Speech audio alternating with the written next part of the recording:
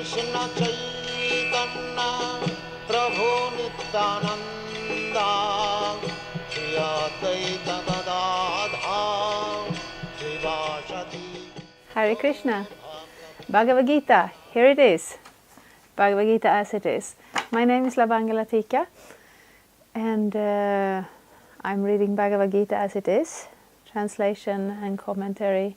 This edition is from His Divine Grace A.C. Bhaktivedanta Swami Prabhupada. And you are welcome to come here and hear and think about Krishna's words in Bhagavad-gita with me. So today we are reading still the second chapter, Context of Gita Summarized, and we will read text 60. And I just wanted to say, this will not be available on this day, but the day we are recording is actually Gita Jayanti. It's actually the day when Krishna spoke Bhagavad-gita on the battlefield of Kurukshetra some 5,000 years ago. So it's a very good day to focus on the Bhagavad-gita. So I'm happy to be here reading it. Of course, it will be published a little bit later. But still, it's good to remember the day when Krishna spoke the Bhagavad-gita. This is text 60. I will read the Sanskrit as usual. Yatato hyapi kaunteya purushasya vipashtitaha indriyani pramathini haranti prashabhang manaha. The senses are so strong and impetuous, O Arjuna, that they forcibly carry away the mind, even of a man of discrimination who is endeavoring to control them. Yes, so this chapter, we are speaking about yoga, and yoga is not a form of exercise, and yoga is not, how to say, a tool to get a peaceful mind or a toned body or anything like that. It is a path, it is a structure to connect with the Supreme. And the opposite of connecting with the Supreme, of course, the opposite, the other side of the coin, if we don't connect with our spiritual nature and with the Supreme, then we will be very much stuck in our body, and we will be very much identifying with our body, mind and senses. And here we are speaking about the senses. So one aspect of yoga is to control the senses. Of course, Bhakti Yoga, we do not, how to say, fully follow a list of sense control strategies, but we are aware of the fact that the senses may have other ideas. Of course, senses do not have ideas. Senses are elements, they are not persons. But when we identify with the body and we identify with the senses, the impulses that come from the senses may attract our attention. They can be very distracting like that. And that's what Krishna is referring to here. So the purport: there are many learned sages, philosophers and transcendentalists who try to conquer the senses, but in spite of their endeavors, even the greatest of them sometimes fall victim to material sense enjoyment due to the agitated mind. Even Vishwamitra, a great sage and perfect yogi, was misled by Menaka into sex enjoyment, although the yogi was endeavoring for sense control with severe types of penance and yoga practice. And of course, there are so many similar instances in the history of the world. Therefore, it is very difficult to control the mind and senses without being fully Krishna conscious. Without engaging the mind in Krishna, one cannot see such material engagements. Yes, so I want to go back a little bit with this. There are many stories and backstories and stories where they started from in the Mahabharata very much, and in the Srimad Bhagavatam also. So every story has a backstory, and some we are familiar with. And if we've been reading Bhagavad-gita a few times and studying the Bhagavatam for some years, we have heard of Vishwamitra because he's one of the famous sages and yogis. And he was misled by Menaka into sense enjoyment. One way that we may misinterpret the Bhagavad-gita and the Vedic senses is to think that it's anti-woman. Sentences like this make us think, oh, Menaka, she was so bad, she was misleading Vishwamitra. That is not really the point here. The point is we have a universe full of sages and devas and apsaras and gandharvas and so many living entities, and we don't have so much contact with them. But in the Vedic scriptures, we get to meet them.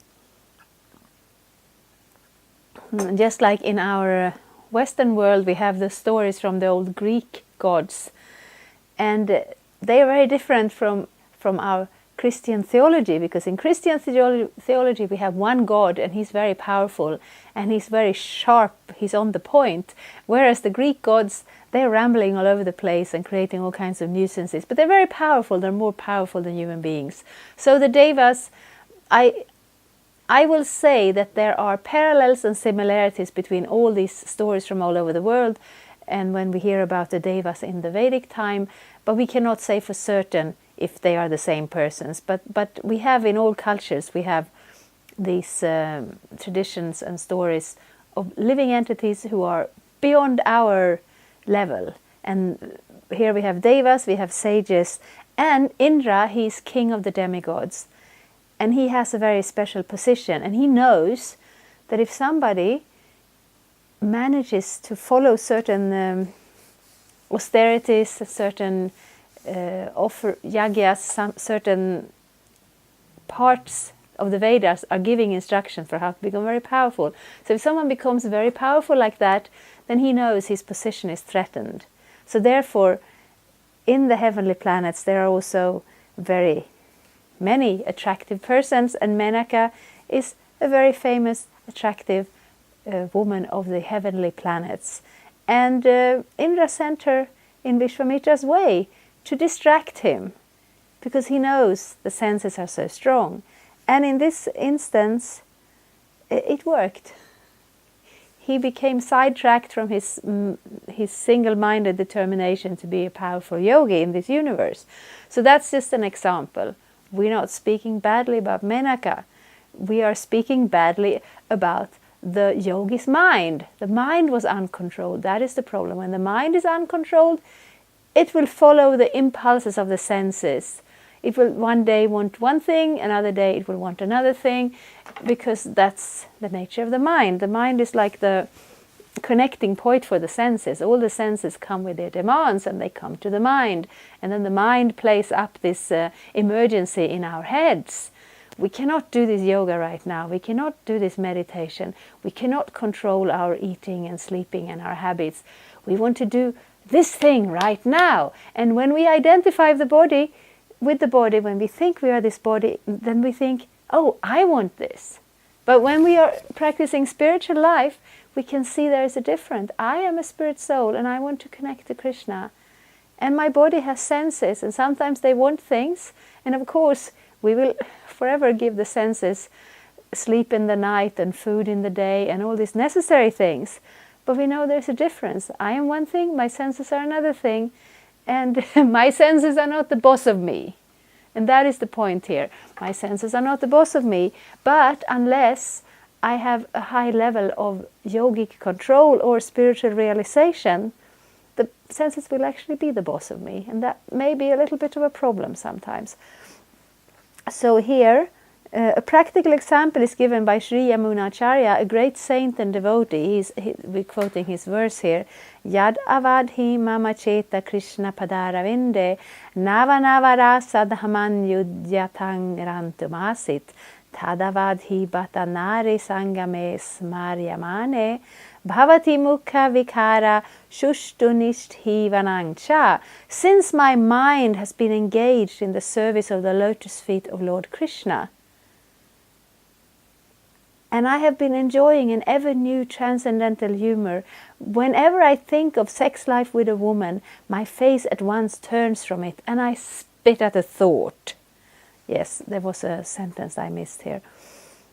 It is very difficult to control the mind and senses without being fully Krishna conscious. Without engaging the mind in Krishna, one cannot cease such material engagement. No, I didn't forget it, but I will read it once more.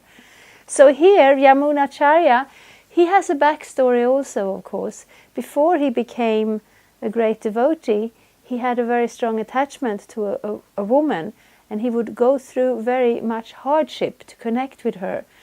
And again, I want to stress this, Because the Bhagavad-gita is not saying anything bad about women as such, or about men. Maybe it's spoken more from a man's perspective, because it's spoken from to Arjuna from Krishna, and Arjuna is a man, so that's the perspective it is spoken in. But as a woman, I can just listen to it from the other perspective. My mind and senses might easily be sidetracked by attraction to a man, or whoever we're attracted to. This happens. So Yamunacharya is not saying, okay, I was having these uncontrolled senses, and then I was beating myself up and forcing myself not to think about sense enjoyment anymore. That's not what he's saying, because that's not very practical. We need to know, we need to have a little bit of a philosophical understanding that, yes, I am different from the senses of my body. When I'm in a human body, my senses are attracted to, nice things like, fruit and milk and vegetables. That's what I like to eat. If I'm in the body of a pig, I will be attracted to old food and to dirty things, and that will be, the point is the same. I'm a spirit soul in a material body. I'm trying to find enjoyment in this world.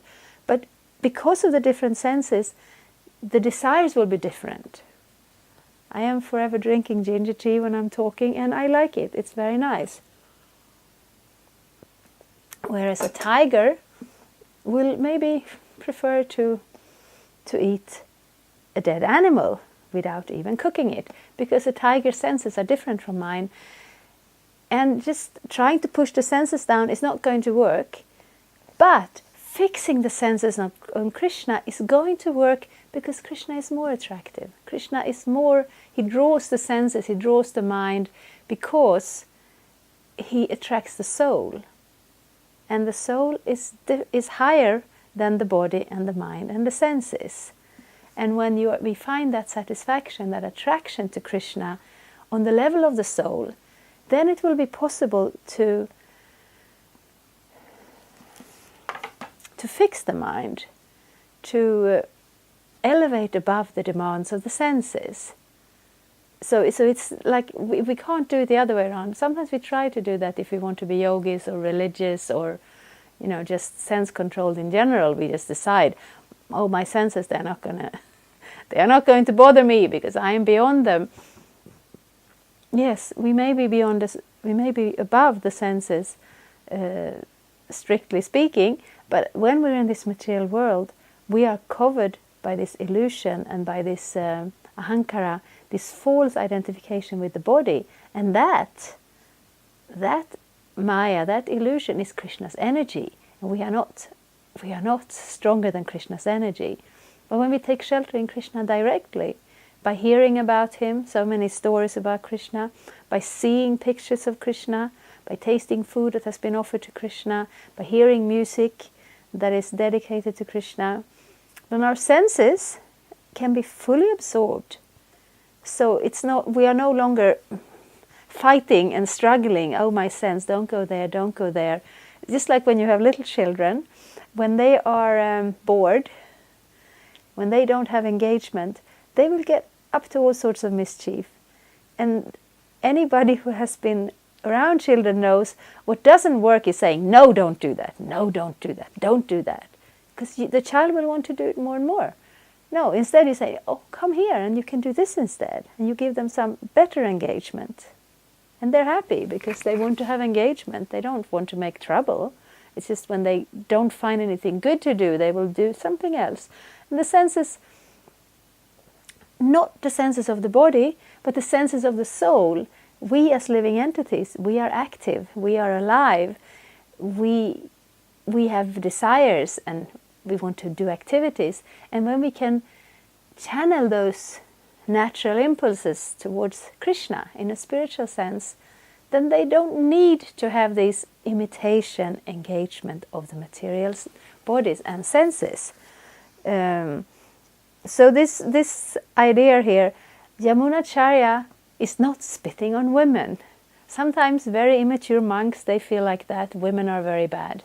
But that is not Krishna's point, and that is not a mature understanding. The problem is not the woman. The problem is my uncontrolled mind and senses that want to give up my spiritual practice for all sorts of sensual impulses that come up due to having this body.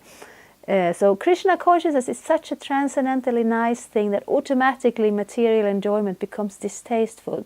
It is as if a hungry man has satisfied his hunger by a sufficient quantity of nutritious eatables.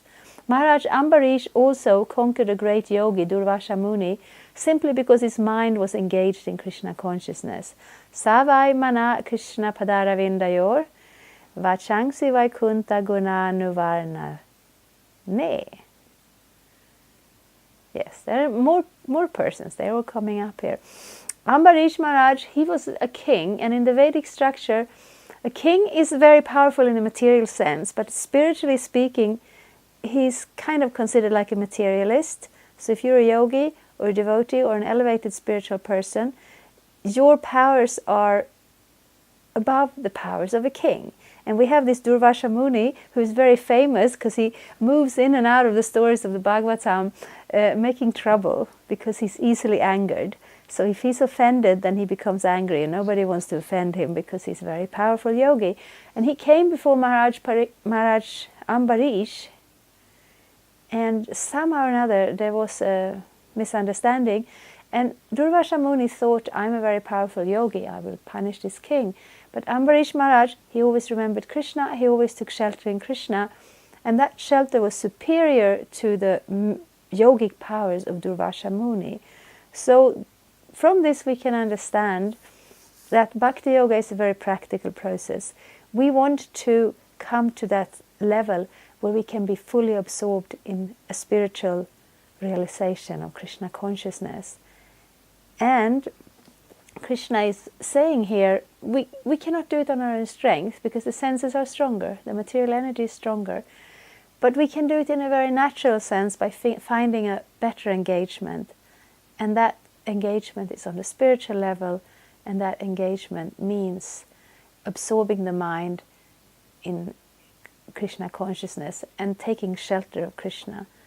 And that is something we can all do. And the more we hear from the Bhagavad-gita, the better our understanding will be of how to do it also. Thank you very much. Hare Krishna. Thank you for watching. We aim for updates every Tuesday and Friday. Please come back. If you have any questions or comments, please leave them down there. We also have some links and information for you. And there is, of course, the subscribe button. Thank you. Hare Krishna. I'm a Hare Krishna, and I approve this message. Subscribe. Vandeham Shri Guru Shri Juta Padakamalam